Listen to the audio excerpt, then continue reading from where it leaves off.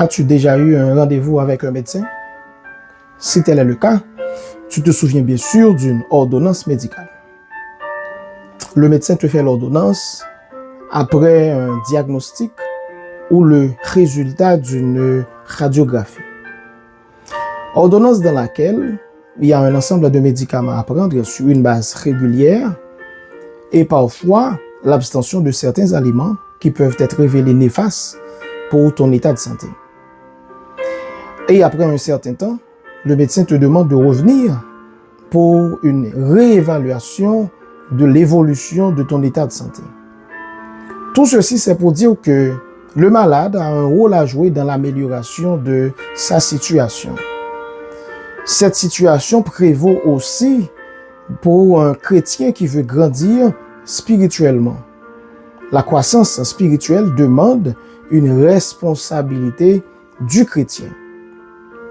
Et aujourd'hui, je vous fais une ordonnance à partir de 2 textes tirés dans les Écritures. Le premier texte que je vous donne dans mon ordonnance, c'est Actes chapitre 2, le verset 42, qui dit « Il persévérait dans l'enseignement des apôtres, dans la communion fraternelle, dans la fraction du pain et dans les prières. » Ça, c'était le modèle de l'Église primitive. Cette Église que nous voyons tous, cette Église que nous rêvons tous, persévérait d'abord dans l'enseignement des apôtres. Cela soutient qu'ils pratiquaient la parole de Dieu, ils lisaient la parole de Dieu, ils mémorisaient, etc. Ensuite, ils créaient un environnement favorable à la croissance, un environnement favorable au développement. Et ils adoraient le Seigneur, et comme a dit la Bible, et c'est à partir de l'adoration que je vous donne le deuxième texte de mon ordonnance, en Éphésiens chapitre 5, le verset 19, où apôtre Paul dit « Entretenez-vous par des psaumes, par des hymnes et par des cantiques spirituels. » Le chrétien est appelé à s'entretenir par des cantiques spirituels. Ça veut dire qu'il faut chanter les louanges du Seigneur. Il faut adorer le Seigneur. Et dans Actes chapitre 2, verset 42, la dernière phrase dit « Il persévérait dans les prières ». Donc le chrétien prie régulièrement. Maintenant, il y a un mot dans Actes chapitre 2, le verset 42, qui m'intéresse. Et dans mon ordonnance d'aujourd'hui, je veux mettre un peu d'accent sur ce mot-là, c'est la persévérance. Il persévérait.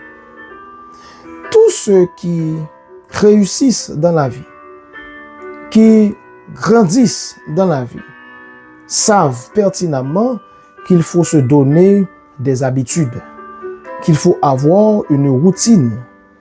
Il ne suffit pas de faire de grands pas, mais il suffit de faire un petit pas sur une base régulière. Et c'est pourquoi la Bible dit, il ne venait pas dans l'étude de la parole, une fois et après ils abandonnent, mais la Bible dit, il persévérait dans l'enseignement, il persévérait dans les prières, il persévérait dans la communion fraternelle. Ça veut dire, si le chrétien veut grandir, il doit avoir une persévérance.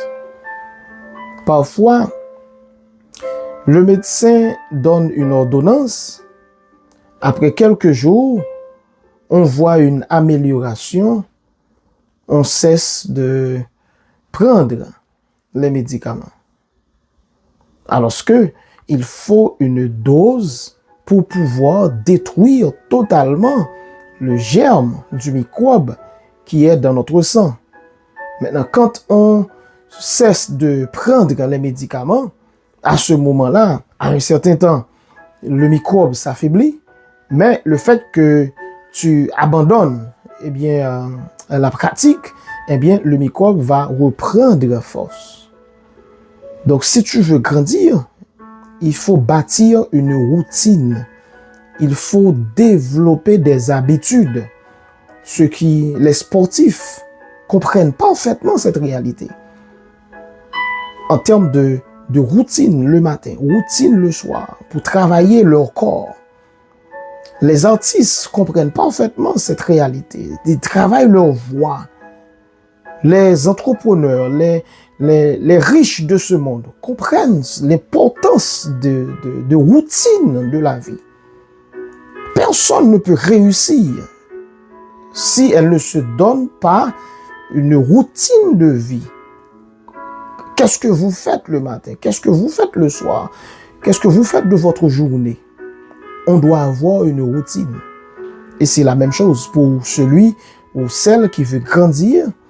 Il doit se donner des routines de prière, des routines de lecture régulière de la parole de Dieu, des routines de l'adoration, de chanter des cantiques spirituels et d'être dans un environnement favorable à la croissance spirituelle.